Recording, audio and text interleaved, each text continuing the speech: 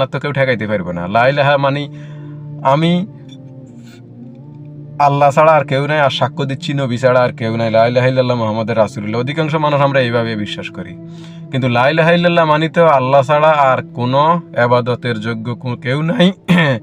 লা ইলাহা ইল্লাল্লাহ মানে আল্লাহ ছাড়া কোনো হুকুমদাতা নাই, কোনো বিধানদাতা নাই, কোনো আইনদাতা নাই, এবং কোনো আদেশ নিষেধদাতাও নাই।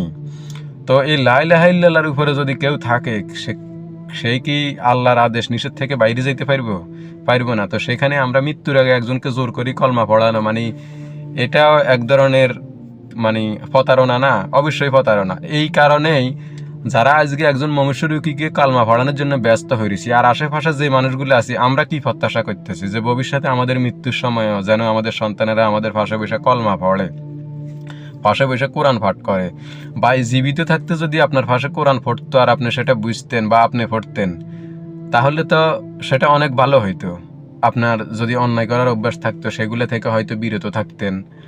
আপনার যদি দানের অভ্যাস না থাকতো, সেটা বিরত থাকতেন। দানের ব্যাপারে আল্লাহ এত জোর দিছে কেন? জোর দেওয়ার কারণ হলে এই যে দেখেন আপনি, মানুষ যত অন্যায় জুলুম যা কিছু থাকুক না কেন, সব কিছুকে ওভারটেক করে শুধু সম্পদের জন্য, মোহের জন্য। সূরা তাকাসুরে কি বলছে? যে মানুষ কবরে যাওয়ার আগ পর্যন্ত মানুষ সম্পদের সাথে প্রতিযোগিতা করে, সম্পদের জন্য প্রতিযোগিতা করে কবরে যাওয়ার আগ পর্যন্ত।